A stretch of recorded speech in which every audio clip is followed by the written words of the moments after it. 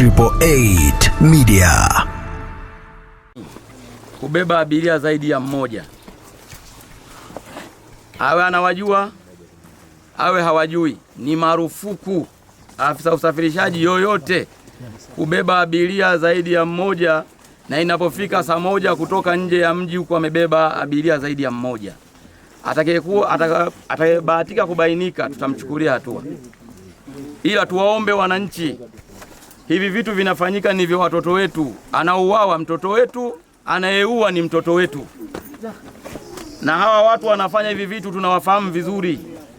Tuwaombe mtoe ushirikiano kwenye jeshi letu hili la polisi, kwenye serikali yetu hii ya Mheshimiwa Rais mama yetu kipenzi. Haihitaji kuyaona haya.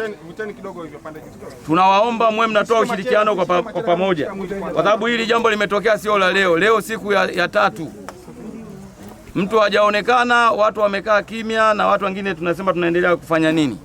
Tuwaombe. Lakini tuiombe na serikali. Hawa watu wengine wanatumia njia za simu katika kuwapigia hawa watu simu.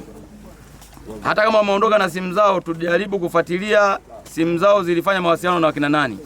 Na hili tutaanzia hapo na tunaendelea kufuatilia.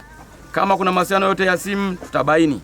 Kama alikuwa hayapo, basi tuhakikishe sisi wenyewe kwenye familia zetu.